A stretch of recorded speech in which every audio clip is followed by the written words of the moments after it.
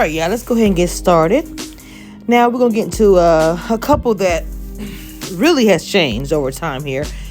We have Rodeo and Danny. Danny comes home to see him sitting outside, beat up by his brothers.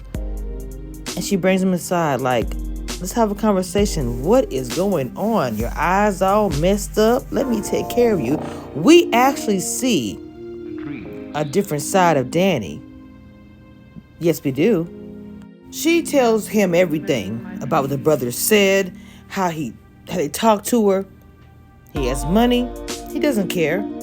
He is going to move out. And can you believe this? Danny suggests, why don't you move in here with me? The banter between them is very short. Not that normal back and forth they always do. I think she's seeing him as a man. Her man. And she wants to take care of him, make sure he's okay. She's trying to anyway.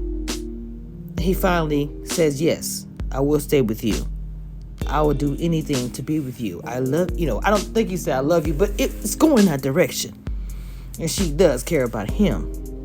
So we're seeing a softer side to Danny. She's going to take care of her man. Look at that eye. The brothers really did not want him with her. And as for the bet, he said no. There was no bet. I already knew that was a lie, and she already knew it too. She started believing her man the way she should. She's doubted him for a long time. Let's move on to the odd couple. If you know the show, the old show, 60s, then you understand the reference. So much into that. Their roommates here. I love the way Maurice Extravaganza checks Calvin and Sabrina. But in this instance, he's checking Calvin. Calvin with this fake mess he's doing. I'm going out with this, that, and the third. Maurice had to tell him, she's not looking for anything like you. She wants a thug. He said, I saw that guy from the bank. He was like, she don't want him either. She wants somebody thug and hard. But you still want Sabrina. And Calvin's denying it, walking out the door, going for some other woman. Maurice said, just leave me out of it. This is going to be a funny storyline between the two of them. So, Miss Andy comes home to a house full of flowers. And we already know who that came from. Gary. I like how she handled it. I would have recorded it and took a picture of it too. And so all my homegirl, look what this fool sent me. And Karen. Send it back. What you gonna do? You gonna talk to him? What you gonna do? You know how Karen is. Andy's like, look, I already got somebody coming up here to get the flowers and everything and take them out of here. Funny thing about that, when the guy came up that worked for the hotel to come with the flowers, they're having full conversations about the owner, how the owner flirts with her, and he's married. Come to find out, the guy coming to get the flowers that works for the hotel, that's his daddy. And they also found out, I knew things about you and Gary by being married because I saw the wife would be giving out flyers and my dad was talking about you. So the whole entire building knows about Andy and her business. Well, they know about each other's business. That's normally how it goes. So she does get rid of the flowers and she's trying to move on. The way I see it is raw. She still cares about him, but she is trying to move on, even though he sends this very detailed letter attached. In reality, it seems like that even though this letter is all of that, you wonder if Andy wants to go back with Gary. But honestly, I don't think she does. I just think she still loves and cares about him. Just because the relationship is over does not mean that a woman is not going to have no feelings for the guy. You really can't help it because she was with him for a long time and she went through a whole lot with him. I just think at this time she's done with it. She wants to move on. I mean, we're all hoping, I'm sure her friends are as well, that she's not trying to get back with Gary, who treats her like crap. Let's be honest. Treats her like pure crap. Okay, so move on, Andy. Move on. I know that 1,000,000 flowers couldn't make up for what I've done, yada, yada, yada. Yes, it's time to move on. As beautiful as the words are there, she's already experienced this once with a man. I'm thinking this for Andy is her last straw. I think she's done with Gary. She's moving on, living her life. I'm looking forward to seeing the Andy without the Gary drama. I know you guys are too. We get to see Andy's intelligent, beautiful woman with great friends, great career. Ugh. Let's have some different drama. Just have some boyfriend and girlfriend drama. Alert, alert, alert, alert. Finally, I think I like them together. Look, Zach is trying to live his life. I feel like Karen is the one that's actually trying to pull him back in the past. He is moving on with Fatima as he comes over after a hard day at work and she's got dinner. The shower is running towels. He said, come get in the shower. She was like, no, my hair. He's like, look, come get in the shower. I was like, ooh, I already know I'm going to get something from YouTube for this, but I'm going to go ahead and talk about it. This was a very, very steamy scene. He pulled her in that shower. Y'all, I'm telling you, I didn't know what was about to, well, I knew what was about to happen. I don't think my heart could take it. I don't think I was ready. The scenes with Zach and Fatima. Woo! Have my glasses all fogged up, okay? Fatima lets go when it comes to Zach, I feel like. The whole scene, baby, I can't show you on here, but when I say there was a give and take on both sides, I'm just going to say this. Hold on. Whew. Oh, my goodness. My heart's beating hard. When I say shower scene. Oh! Was it ready?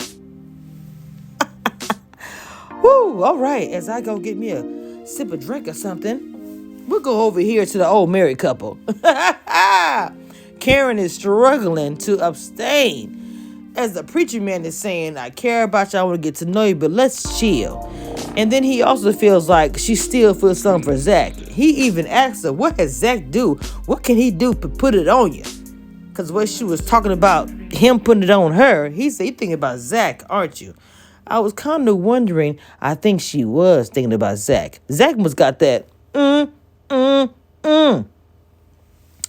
So they're deciding to abstain and get to know each other, which is a struggle. Okay, Danny with the shorts. They didn't spend the night together. She made him a nice warm bath. Now she's putting medicine on him. She kind of beat him in the face a little bit, but he's appreciating all the love and the attention that he's receiving from Danny. And she's also loving the attention and also knowing that he left his entire family to continue their relationship or whatever that they're doing, to even move in and pay pretty much the rent. She knows he's rich. He gonna pay all of it. He even offered it. She liked that part. I said, shoot, I like that part too myself. Go on, pay the rent, baby. I ain't tripping. All right, so they spend time, Karen and Preacher Man, together. They don't do anything, but Karen is very sexually frustrated.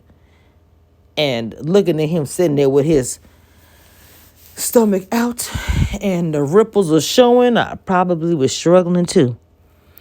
The thing about it, he's being very logical. But the night that Zach got arrested and he busted in there, you was going downtown. There was nothing logical about that situation. I was like, whoop, the preacher there broke the seal. Almost. Their relationship is different. He wants to get married before he consummates any kind of relationship with any woman. And I think he cares about her a lot. And to be honest, she's all mad about this whole report about Zach stealing, her money, a credit card. I don't think that Zach did it. I honestly think it was her secretary. She got a new boyfriend. She's the one that called the hotel in the first place. Something about that is not right. I don't think it's Zach. Now, she didn't call the laws that got all that involved with Zach. I think that's wrong. Even though they're not together, that man just got out of jail. And then Danny told you he's in the program and you still going to the police. Starting to wonder, is Preacher Man right? That she still have feelings for Zach and can't move on and can't let go. Interesting. So, as Miss Nurse, Danny is taking care of her man. Sabrina's calling to check on her. What's going on? What you doing? She's like, Preston's here. Sabrina's like, oh, I was just calling to talk to you because I haven't even heard from Calvin. You're acting like confused.com, Sabrina. You're jealous. You want him to give you attention, but at the same time, you want to get your space. Calvin wants you to commit. If you're not willing to commit, Sabrina, he don't want to do anything. So Danny's like, look, I'm trying to take care of my man. He's relaxing here. We'll talk about this later. I was enjoying seeing Danny with her man being on the phone opposed to in the beginning of the very first season. It was always a struggle with Danny as far as a man. And all the rest of the girls had a man situation going on. Danny had Miss. So now seeing her with Preston and what they got going on is nice. I believe they're going to be the couple, the one that everybody going to be like in this show eventually, because the rest of them are barely hanging on. But I see Preston and Danny putting that work to be the exclusive couple that everybody else on the show and us watching will eventually want to be. So Miss Brina is trying to, I can't wait till she get the evidence about who did what with the whole thing with Zach. And I'm telling you, it was not Zach. And Karen gonna feel like a fool. So Sabrina is sitting here trying to figure out what she wants, but like I say, she is extremely confused. She don't know what she wants to do, who she want to be with. She wants a thug, which I understand. You want that man that's strong and masculine. Who don't? It's very sexy. So I understand what she's getting at. But she knows she has feelings for this man with the red bottoms. And I don't mean shoes. So she needs to make a decision about what she actually wants to do. And I think that is where she is struggling at. It's very easy to say, I want a strong man. Then you have a strong man. But he's not the atypical strong man you're used to. So what do? Throw him away? Not have anything to do with him because he's not that thug that you want, that thug crazy? You've heard that old saying, I want a man that's going to knock me out or tell me what to do, be controlling. I like that. That turns me on. But then when you have it, you complain about it and say you want a more sensitive man. But as women, when you do have a man that's like that, more sensitive, you dog him and you drag him. He's too wishy-washy. Like, being honest. I don't care what year it is. That part of dating, that part by black women, have not changed. I feel like Sabrina wants Calvin. I don't know if she's embarrassed because of the way he is. I don't know. Or she's scared because it's a relationship. But I do believe that she is in love with Calvin. I just think that for some reason she's holding back because of the way he does certain things. She needs to let that go. So, on the next episode, unfortunately, Zach is pulled over by the police because Karen did go make that report. And he has no idea. And I just feel so bad when they get him out of the car. You don't even want to see a black man get arrested today. It's just hard to watch.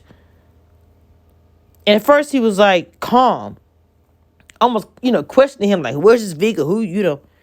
Then when he gets out of the car, he gets all crazy. Now, we don't get to see everything because it's the scenes for next week. But what I'm saying is I wish Karen would not have done that without waiting for Sabrina's report from her friend who actually works in the bureau somewhere where she can actually pull these things up.